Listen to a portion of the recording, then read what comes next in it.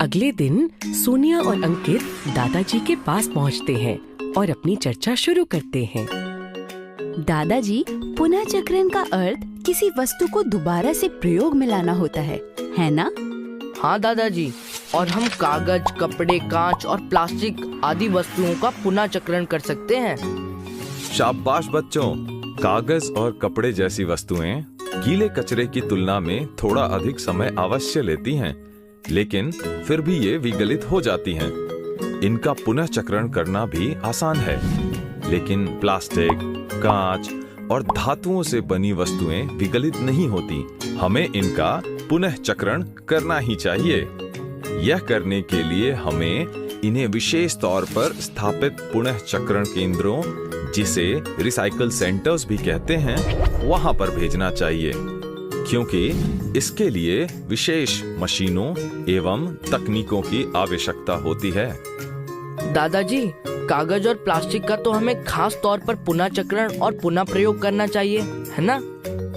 दादाजी, कागज भले ही विगलित हो जाता हो, किंतु कागज बनाने के लिए ढेर सारे पेड़ काटे जाते हैं। यह हमारे पर्यावरण के लिए अच्छा नहीं है। और प्लास्टिक तो विगलित भी नहीं होता। कुछ लोग उससे छुटकारा पाने के लिए उसे जला देते हैं। प्लास्टिक जब जलता है तो उसमें से हानिकारक गैसें निकलती है। ये गैसें भी हमारे और पर्यावरण के लिए अच्छी नहीं होती। सही कहा बच्चों। दादाजी, मेरे मन में एक सवाल आया है। प्लास्टिक तो कई प्रकार के होते हैं, कुछ सख्त, कुछ मुलायम, कुछ पारदर्शी होते हैं और कुछ के आर पार हम नहीं देख पाते हैं। क्या हम इन सभी प्रकार के प्लास्टिक का पुनः चक्रण कर सकते हैं? बेटा, प्लास्टिक मुख्यतः दो प्रकार के होते हैं।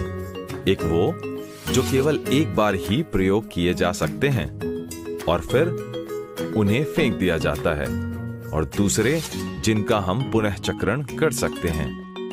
पर्यावरण को सबसे ज्यादा नुकसान एक ही बार इस्तेमाल करे जाने वाले प्लास्टिक से होता है। पानी की बोतलें, थैलियां, प्लास्टिक के चम्मच आदि इस प्रकार के प्लास्टिक के उदाहरण हैं। दादाजी, जब हम सब जानते हैं कि इस प्रकार के प्लास्टिक से पर्यावरण का नुकसान हो रहा है, तो इनका इस्तेमाल बंद क्यों नहीं कर देते? बेटा, इसका कारण लोगों में जागरूकता और पर्यावरण के प्रति लगाव की कमी है।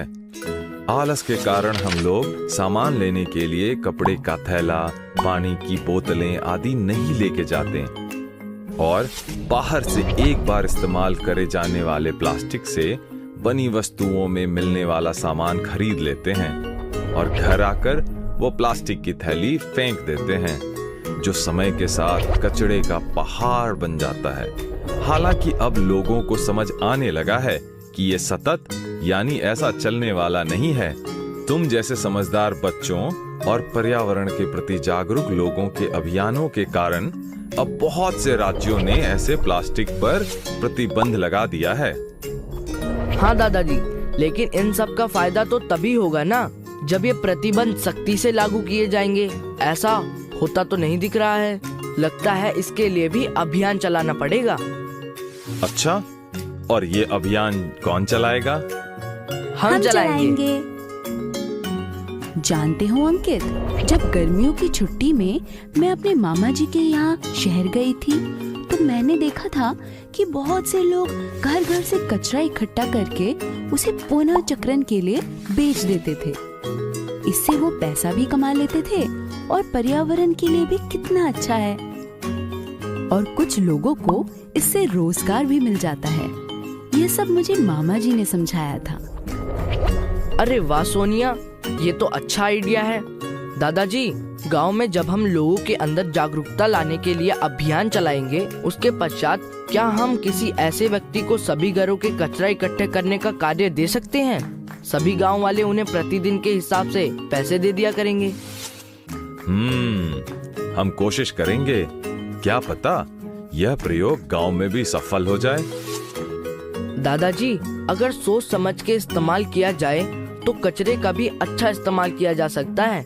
जैसे कि ये कागज का पंखा, ये मैंने दादाजी की लाई हुई किताब से सीखा है। क्या तुम भी ऐसे खिलौने बनाना सीखना चाहोगी?